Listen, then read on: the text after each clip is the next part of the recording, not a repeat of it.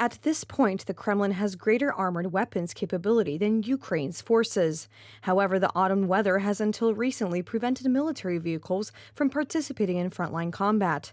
The drop in temperatures, however, has made the roads more passable. Sojusz nie angażuje się jako The alliance does not get involved as an organization in this assistance, while individual member countries provide assistance to the extent that it fits into their policies. to się mieści w ich polityce.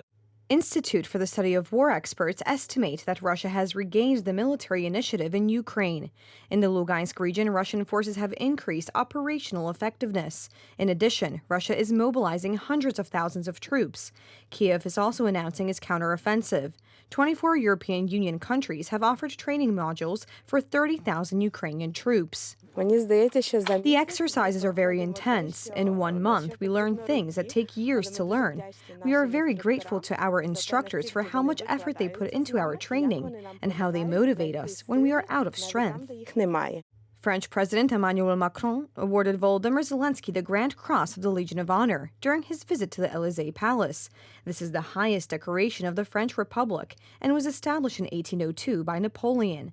The order was awarded in recognition of the Ukrainian president's heroism and commitment to his people. France and its European partners will help Ukraine win this war. I believe that this path will lead us to an international peace conference where top world leaders will gather.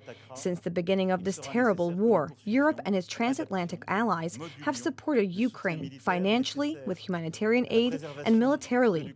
Deliveries of heavy artillery, air defense systems, and recent decisions on tanks only confirm this. Germany will deliver 2 Gepard guns and 6,000 missiles to Ukraine. Ukraine will also receive more than 100 Leopard Type 1A5 tanks. The tanks will arrive in the first or second quarter of next year.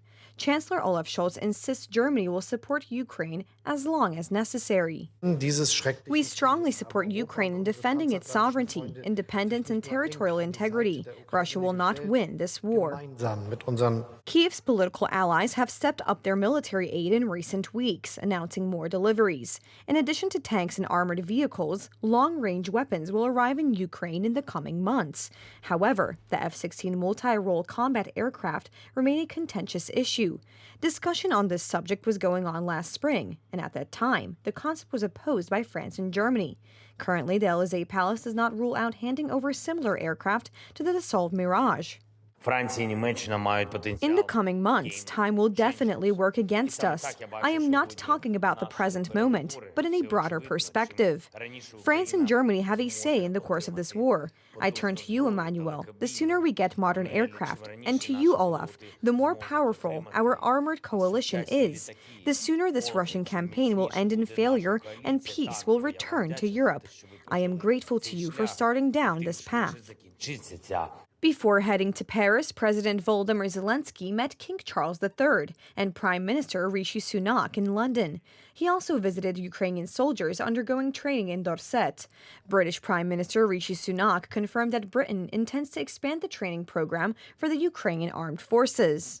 When it comes to fighter combat aircraft, of course, they are part of the conversation. Indeed, we've been discussing that today and have been previously, and that's why we've announced today that we will be training Ukrainian Air Force on NATO standard platforms, because the first step in being able to provide advanced aircraft is to have soldiers or aviators that are capable of using them. That is a process that takes some time. We've started that process today.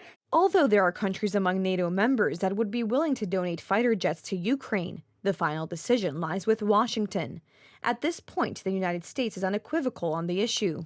Why are you against sending F-16s to Ukraine? Because we should keep them here. That's a totally different situation. Meanwhile, U.S. Secretary of State Antony Blinken adds that weapons deliveries to Ukraine are being adjusted to Kiev's current needs, so Washington's decision on aircraft delivery may change in the future.